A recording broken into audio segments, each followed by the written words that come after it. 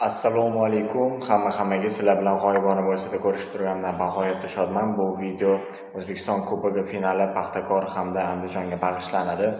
Kirish chiptalari 40 ming so'mdan botdi. Men qaraganimda markaziy sektorlarda joy qolmagan edi. Bitta bor edi. O'shani ustiga bossam, bu egallab bo'lingan degan yoziq chiqadi. Chetroqlardagi sektorlarda joy bor edi, kun avval qaraganimda. Xo'p, chapda Paxtakor muxlislari uchun joy bor, o'ngda Buxoro muxlislari uchun joy bor. Markaz Ultras Burgutni joyi va bu yoq betdagi markaz VIP mijozlar uchun joy. Tushunganingizda aylana bu yog'i Paxtakorniki, aylana bu yog'i Buxoroniki bo'pti. Darvozani orqalarida joylar bo'sh edi, ko'p edi. 40 ming so'mdan bo'pti. Shuningdek, televizor o'ynalyapti, PlayStation o'ynalyapti va iPhone rusumli telefonlar o'ynalyapti. Endi tahlilni boshlaydigan bo'lsak, Buxorodan boshlaymiz. Paxtakorni ko'pchilik qanaqaligini juda ham yaxshi biladi. Buni tahlil qilish qiyin emas. O'shaning uchun Buxoroni sal bo'lsa ham kengaytirib tahlil qilamiz. Buxoro finalgacha qaniydi? OKMKni 3-1, Bunyodkorni 4-2 hamda yarim finalda Sug'diyonani 2-3 hisobida mag'lubiyatga uchratdi.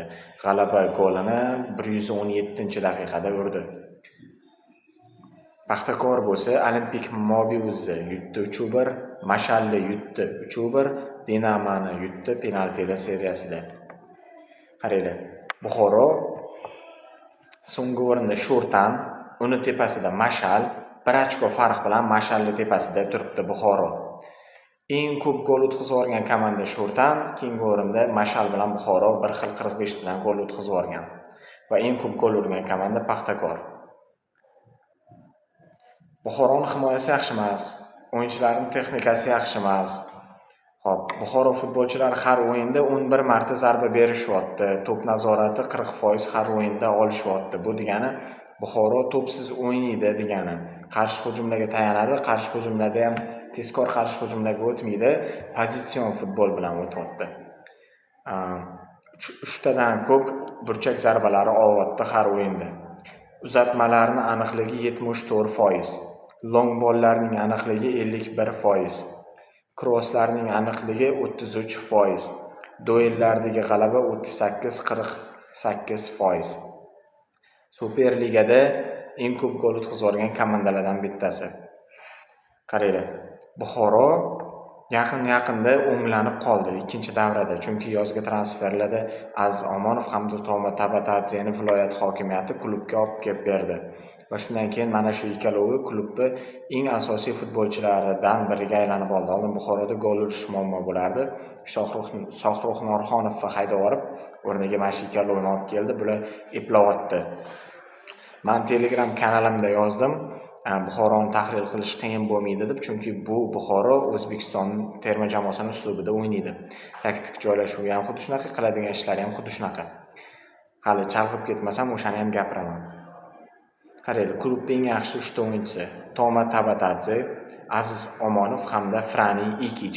Frani Ikic hozirda markaziy himoyada harakat qilyapti.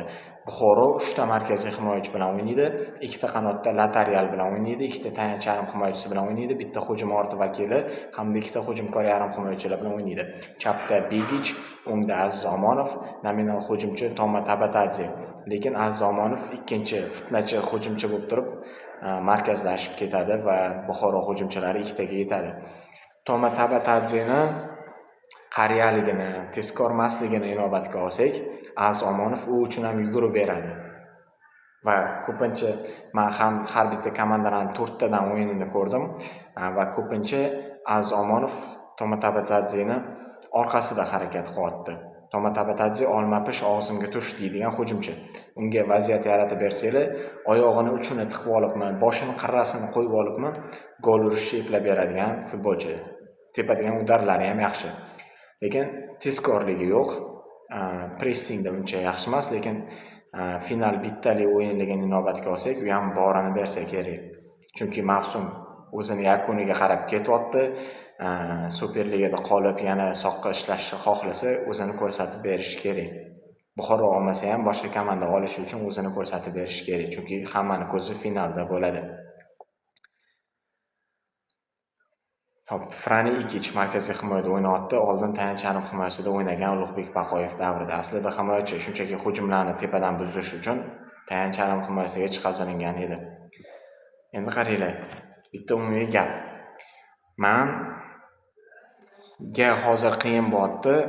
Buxoroni ham, Paxtakorni ham o'yin borishini gapirishim. Ya'ni Buxoro ham, Paxtakor ham har xil o'yinlarda, har xil tarkiblar bilan tushgan. Klub a'zolarining asosi o'zgarmagan, lekin ba'zi joylarda futbolchilar almashib o'ynayvergan. Shundan kelib chiqib, umumiy yakuniy xulosa berib yubora olmayman, chunki hali o'yin boshlanishidan 1 soat oldin anaqa qaydnoma chiqadi va o'sha qaydnomada asosiy tarkibda kimlar o'ynashi ayon bo'ladi va shundan keyin umumiy qilib nimadir desak bo'ladi. Lekin hozirgi tahlilam ko'p narsani ochib beradi, xudo xolisa. Ko'rayotgan bo'lsanglar, bu ikkita komanda finalgacha faqat gol urib, faqat gol o'tkazib yetib keldi. 1-0 yoki 2-1 bilan yetib kelgan komanda emas. Ko'p gol urib, ko'p o'tkazib, mashina qilib yetib kelgan, hujumkor o'ynab kelgan komanda. Buxoro 26 ta tur o'ynagan Superligada, 26 ta gol urgan, 44 ta o'tkazib yuborgan. Tushunganinglardek, Superliga doirasida har o'yinda bittadan gol to'g'ri kelyapti. Va 26 ta o'yinda 44 ta o'tkazib yuborgan. O'tkazib yuborgan gollar 1.7 tadan, salkam 2 tadan to'g'ri kelyapti. Himoyasi juda ham rasvo. Himoyasi eng rasvo, ko'p gol o'tkazib yuboradigan komandaga qarshi Superliganing eng ko'p gol urgan komandasi o'ynayapti. Juda katta farq bilan Paxtakor favorit zaxira jihatidan. Agar oladigan bo'lsak, mana bunaqa bittali o'yinligini inobatga olib turib, Buxoro himoyada yotadi deb olsak, Paxtakor baribir ikkinchi taymda yoki ekstra taymlarda o'zini zaxirasidagi bir talay asosiy tarkibga tortadigan yoki Lubboy klub asosiy tarkibida o'ynab, даже yetakchiga aylanib ketadigan futbolchilari bilan o'yinni o'zini foydasiga tortib ketsa bo'ladi. Tortib keta oladi. Buxoroda bunaqa kuch yo'q. Buxoro qarshi hujumlarda ham o'yna olmaydi, chunki uni asosiy quroli bo'lgan Toma Tabatadzeda tezlik yo'q. O'shaning uchun Buxoro nima deydi? Hozir ismim chiqib qoldi.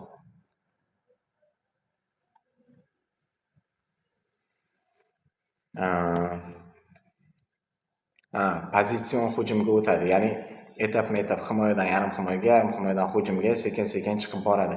Bu nimani anglatadi? Buxoro to'psiz himoyaga yotib olib o'ynamaydi. Ya'ni vaziyatlari bo'lsa, o'zi ham oldinga chiqib 50 bo'lmasa ham 60 ga 40 tashlashib beradi.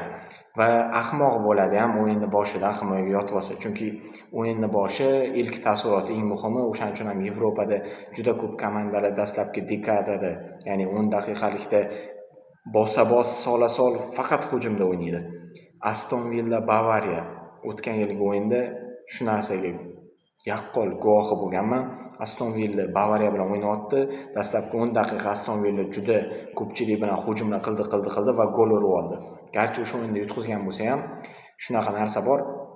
Dastlabki taassurot eng muhimi, siz kuchsiz bo'lsangiz, ayniqsa o'yinni boshidan bosishingiz kerak. Hujum qilishingiz kerak, raqibni sal bo'lsa ham duxini olishingiz kerak. Eng kamida raqibni himoyachilarini siz tarafgacha kelmasligini oldini olasiz, orqaroqda ushlab turasiz, duxini olib qo'yasiz, xullas. Va qaysidir yilgi final Inter bilan Manchester City o'ynaganida ham Inter dastlabki dekadada juda hujumkor o'ynagan edi. Va Buxoro ham shunaqa o'ynash kerak. O'yinni boshidan yoki birinchi taymdan himoyaga yotib olsa, Paxtakor sezadi va ko'pchilik bo'lib turib oldinga o'tib Buxoroni bug'averadi va Buxoro o'ziga qiyin qilib qo'yadi bunaqa qilib.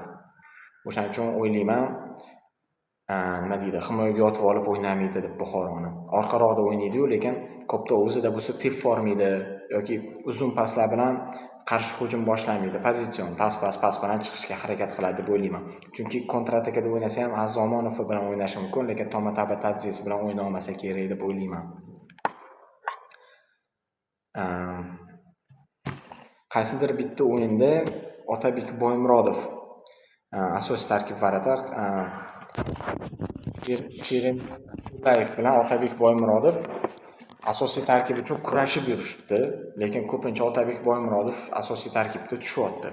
Hop, Otabek Boymurodov tushgan, Ikich tushgan, Kalakovich tushgan, Qulmatov tushgan. Boya aytganimdek, Buxoro 3 ta himoyachi bilan o'ynaydi. Ikich markazida o'ynaydi. U bo'lmasa markazida bitta o'zbeki bor edi. Ahmadjonov o'ynaydi yoki Kalakovich o'ynaydi, farqi yo'q. O'zi Ikichni markazga qo'yadi. Tomashevichni mana aytyapman, har doim har xil tarkibda o'ynagan. Men 4 ta o'yindagi 4 xil tarkibini yozib olganman-da. Tomashevich chaplashib o'ynaydi. Kolakovich o'nglashib o'ynaydi. Ikich markazlashib o'ynaydi. Sardor Qulmatov tushsa, Sardor Qulmatov ham o'nglashib o'ynaydi.